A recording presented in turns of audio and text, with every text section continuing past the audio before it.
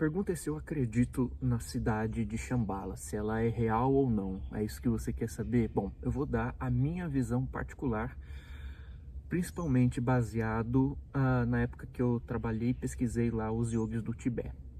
Porque nesse meio a gente costuma fazer muita afirmação sem ter certeza das coisas, só porque a gente leu, só porque é um consenso supostamente aceito majoritariamente na atmosfera, na biosfera espiritualista. E na verdade, assim, eu não conheço ninguém que foi lá. Se alguém foi, por favor, fale. Mas agora, particularmente, eu acredito que seja possível. Possível, não sei se é provável, mas é possível. Tem gente que acredita que Shambhala, inclusive, ficaria no próprio domínio do mundo material, lá escondido nos Himalaias. Eu já acredito que é muito mais possível que se trate de uma morada espiritual, no plano espiritual, relacionada àquela região dos Himalaias. Agora, cabe aqui mais 2 centavos sobre esse assunto. Eu acredito que seja uma região espiritual. Ao mesmo tempo, aqui já é o plano espiritual. Aqui faz parte do plano espiritual. Nós estamos imersos no plano espiritual. Não tem tanta diferença. Tudo bem que aqui, né, a matéria, a vibração, ela está no estado mais lento. Mas aqui faz parte também do mundo espiritual. A gente que separa céu e terra. Nós estamos imersos aqui. E as mesmas leis que funcionam no mundo espiritual funcionam aqui. Talvez com certo delay, por conta da velocidade da vibração aqui. Mas as leis do universo são as mesmas. Então, quando você está falando de lugares aqui na Terra mesmo, veja, cada lugar, material inclusive, representa uma frequência. É uma frequência. Tem seus guardiões, tem sua energia, tem os seus propósitos circundantes naquela região, pessoas que são atraídas, pessoas que são repelidas, e cada um de nós também somos uma frequência. Nós representamos uma frequência. E dependendo da nossa frequência, tem lugares que nós não conseguimos entrar aqui mesmo, fisicamente, que nos afastam. E tem lugares que nós somos atraídos com mais facilidade, sabe? Que a gente consegue entrar com mais facilidade, ainda na matéria. Tem gente que vai achar esse pensamento um tanto quanto místico, mas não é não. Porque alguém pode chegar e falar assim, dane-se isso, eu posso pegar o meu avião e ir para qualquer lugar, independente se eu acredito em vibração, em frequência ou não, eu posso entrar em qualquer lugar. Pode entrar em qualquer lugar. Você pode estar na vibração mais urucubaca do mundo e você decide ir lá para uma vilazinha paradisíaca, vamos supor, no próprio Himalaia, tá? Você pega o seu avião, você não está nem aí, você chuta tudo e você vai para aquela vilazinha paradisíaca. Por mais que essa vila seja paradisíaca, na hora que você entrar lá, por conta da sua frequência, você não vai enxergar nada além de casas. Umas casinhas perdidas no meio da montanha. E talvez você ache aquilo um saco. Porque a discrepância, a dissonância da sua vibração com a vibração do local não permite que você acesse a plenitude da experiência potencialmente disponível ali. Então você pode ter um lugar paradisíaco, tá? Se você está conectado com uma frequência que está vibrando em ressonância com aquele lugar, na hora que você entra naquele lugar, tudo é mágico. Você acessa a plenitude das experiências, que aquele local te propicia. Se você não está em ressonância, você pode estar no lugar mais maravilhoso do mundo. Você vai se sentir enfadado, você vai se sentir inquieto, você não vai conseguir se conectar, você vai ficar ansioso, você vai ficar agitado, você vai ficar com tédio. Então você pode estar de frente para a praia mais maravilhosa, para a floresta mais linda. Se você não tiver em ressonância com aquilo, por mais que seja paradisíaco, vai ter um contraste muito grande entre o potencial de experiência que está fora de você e aquilo que você está experimentando dentro de você. Então você pode estar fisicamente naquele local, mas você não está acessando de fato aquele lugar. Você não está espiritualmente naquele lugar. Isso é importante a gente falar. Tá? E aqui vai um adendo, tá? Por mais que eu acredite que Shambhala fique no mundo espiritual, volto a dizer, aqui também é o mundo espiritual. E eu, na época que eu estava pesquisando os yogis do Tibete, eu tive conhecimento, eu vi algumas cidadezinhas lá no Himalaia, na parte tibetana, que, não eram Shambhala, mas poderiam perfeitamente ser. Aquelas vilazinhas escondidas como joias, sabe? No topo ali das montanhas ou nos vales. Cidadezinhas nos vales, que eram assim, campos floridos, pareciam assim uma pintura, cheio de flores, cheio de paz, lugares habitados por pessoas que tinham coletivamente uma séria busca espiritual. Então era um local de meditação, de oração, de artes, de cultura, de tradição, pequenininho, uma coisa escondida, em que reinava total harmonia. E poderiam ter servido de inspiração para aquilo. Ainda mais se você entra lá em sintonia com a frequência daquele lugar. Porque se você entra lá sem estar em sintonia com a frequência do lugar, você vai ficar de saco cheio e vai querer ir embora logo. Então você não está acessando aquele lugar. Você está arrastando o seu corpo até lá, mas você não está lá. Não te deixaram entrar. Você está entendendo? Você está entendendo? Por mais que você force o processo. Em espírito e em verdade, você não está naquela experiência. Porque você não está conectado a ela. Aqui mesmo, qualquer lugar que você esteja, dependendo do seu estado de vibração, do seu estado de espírito, do seu estado mental, você pode se conectar ou com uma coisa que você não percebe a beleza do que está acontecendo, ou você pode se conectar à pujança da vida que está aqui, agora. Então eu conheci, nessa época, não visitei, mas eu conheci sim lugares que poderiam ter servido muito facilmente de inspiração para a criação da história de Shambhala. E aqui uma coisa importante para a gente terminar esse vídeo. Geralmente, quando a gente pensa em lugares desse mundo, não é à toa que a gente tem esse contraste, essa dicotomia, né, que a gente cria entre céu e terra.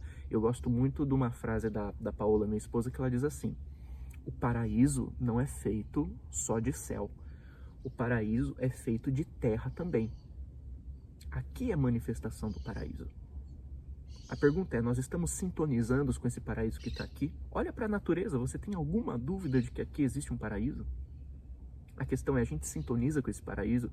A questão é, a gente reconhece esse paraíso? A questão é, a gente respeita esse paraíso? A questão é, a gente faz jus a esse paraíso? A questão é, a gente se alinha com esse paraíso? A questão é, a gente cuida desse paraíso? Não, a gente destrói. A gente está em dissonância. Por isso que nós fazemos parecer que a experiência na Terra é penosa. Mas não é a Terra que é penosa. É a humanidade, que ainda está no estado de ignorância. Tem gente que gosta de falar que a planeta Terra é um mundo de provas e expiações. Mas isso é uma coisa relativa. O mundo é maravilhoso. O planeta Terra é um paraíso. É um paraíso. Provas e expiações é um estado que reflete um patamar de consciência majoritário da nossa coletividade. Mas sabe como você sai do mundo de provas e expiações? É quando vier o ano de 2050. Não, é quando você quiser. Porque o mundo de provas e expiações começa na nossa consciência. O que a gente está fazendo aqui, o que a gente está sintonizando aqui, o que a gente está escolhendo aqui. Se eu me sintonizar com o mundo de felicidade, com o paraíso, entre aspas, que já existe potencialmente aqui, e começar a fazer escolhas que me alinham com isso, que fazem eu respeitar, valorizar, colocar minha energia nisso, por que você acha que você não pode viver uma experiência sagrada aqui na Terra também? Você acha que Deus faz coisa ao acaso? Você acha que Deus erra na criação? Você acha que Deus fez o planeta Terra só para você ter paciência e aguentar 100 anos aqui se ferrando para um dia ir para um lugar que vale a pena? Não. Quem faz o lugar valer a pena ou não somos nós. E coletivamente nós temos escolhido fazer a Terra não valer tanto a pena assim. Mas não é a Terra. Não é a Terra, somos nós. E a partir do momento que a gente escolher mudar, a gente começa a entrar em ressonância, a nos conectar com outras possibilidades de experiência aqui mesmo. Porque aqui mesmo é o plano espiritual. Não é assim que você ouviu falar que é? no mundo extrafísico, dependendo da sua sintonia, dependendo, enfim, do teu espírito, você afiniza com experiências diferentes no mundo espiritual. Por que você acha que aqui não está incluso? Volto a dizer, aqui, claro, tem um certo delay da matéria, existe uma certa, um patamar mais democrático de experiência que torna a coisa aqui mais heterogênea para você aprender com diversas experiências e na diferença maior, mas ainda aqui isso é acessível. Quando a gente fala em cidades, em moradas, por que a gente se deslumbra tanto com, Shambhala, nosso lar? Gente, tem tanto lugar maravilhoso aqui na Terra. E desculpa, eu vou ser bem sincero para você, eu vou ser muito sincero, não é um desrespeito e eu não tô forçando a barra. Gente, tem lugar aqui na Terra, não sei se você conhece, eu conheço, tem lugar na Terra que deixa nosso lar no chinelo. Eu sei que vai ter gente que vai bater o pé, que não vai aceitar, que não vai concordar. Tem. Mesmo porque nosso lar fica no umbral, tá? A gente, vou para nosso lar. Nosso lar é uma zona de fronteira, tá? Entre o umbral e o que tem ali em cima. É uma colônia de resgate, tá? E não é falando mal de nosso lar. É porque muitas vezes as pessoas deixam de viver uma vida potencialmente significativa na Terra, entendendo que aqui é possível se a gente quiser construir isso, idealizando só a vida após a morte, transferindo apenas para nosso lar uma possibilidade de uma vida significativa, sem a gente se comprometer, se empenhar de lutar por isso e construir isso, trabalhar por isso aqui também. Não tem separação, não é para ter separação. Mas quando a gente fala de mídia, do mainstream, né, da mentalidade coletiva humana, do inconsciente coletivo, quando você ouve falar em cidade, eu falo cidade para você, lugar para morar, o que vem na sua cabeça? Vem na sua cabeça aquilo que a mídia traz, que os filmes trazem, que o mainstream traz. O que são cidades?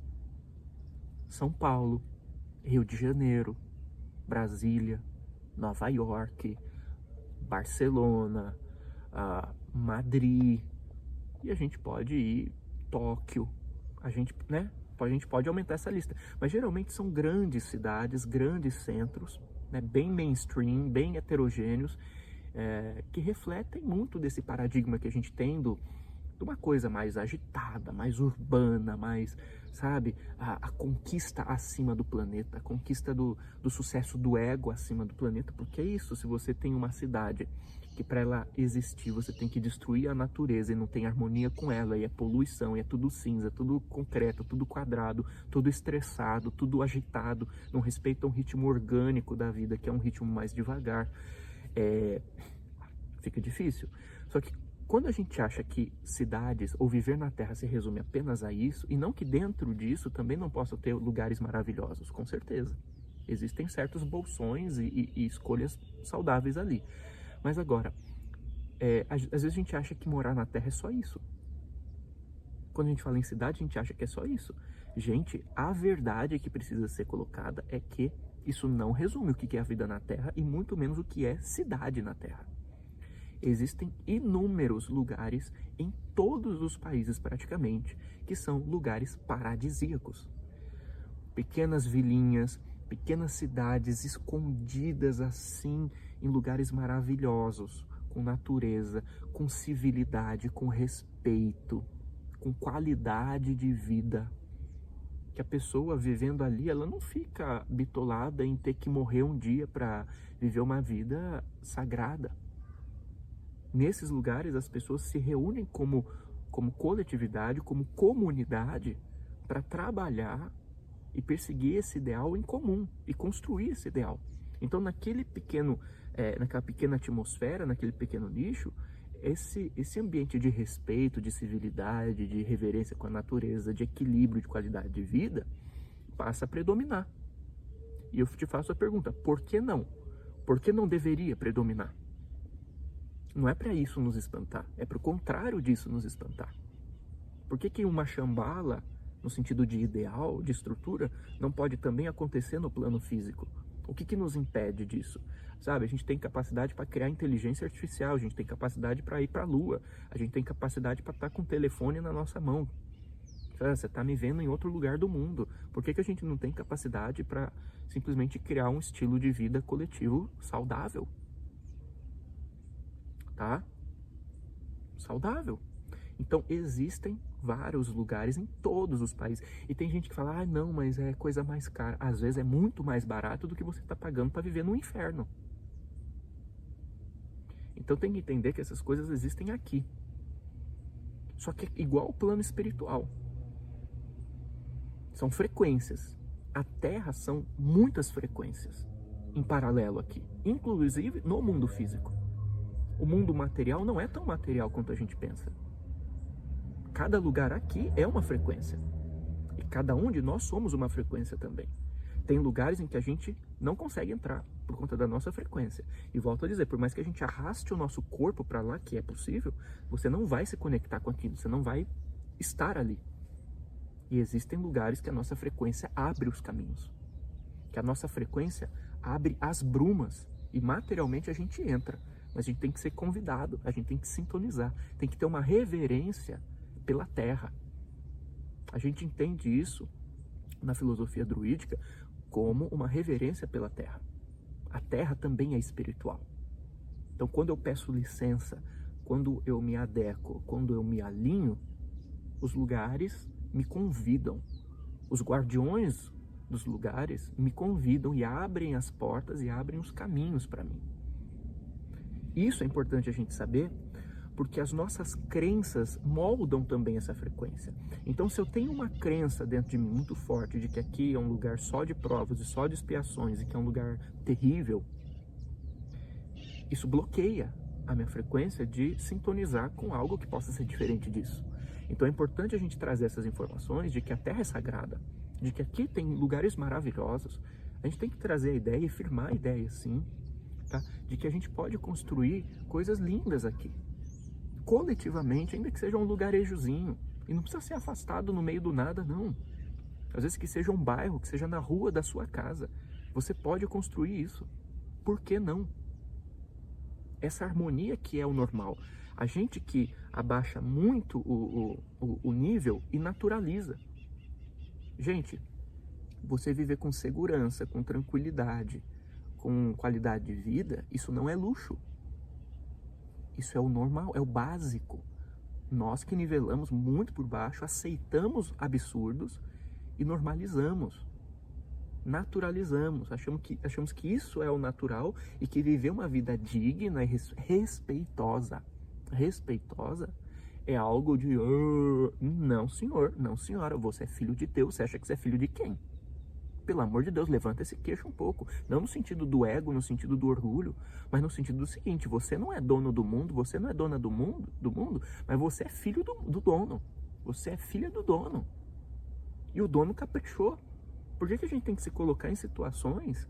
É claro que existem todas as questões sociais e estruturais que a gente tem que lutar para resolver e para trazer dignidade no coletivo, no sentido geral, o mais democrático possível. Mas ainda assim, onde a gente se coloca também como mentalidade, o que a gente acredita que é possível, norteia o nosso caminho. Se a gente acha que aqui é só um lugar ruim, a única coisa que nos resta é baixar a cabeça, né? Agora, se você tem essa gana dentro de você, que você tem certeza que por mais que, pelo contexto que for, social, kármico, sei lá, né, de repente tá numa coisa meio bagunçada, mas você sabe que você foi feita para algo melhor, você batalha por aquilo, e quando você conquista não apenas para você, mas para muitas pessoas que estão à sua volta. Então é importante a gente trazer isso na mente. O paraíso não é feito apenas de céu, é feito de terra também, pode e deve ser vivido aqui. Quando a gente atinge o mínimo de maturidade existencial, em termos de espécie humana, a gente materializa isso aqui. E não tem que ficar nesse discurso esquizoide de achar que é só no plano espiritual que a gente pode ser feliz. Por que você acha que você não pode ser feliz aqui também? Então, gente, se você curtiu, se você sintonizou com essa mensagem, senta a testa no botão de like, se inscreva aqui no canal, ativa o sininho.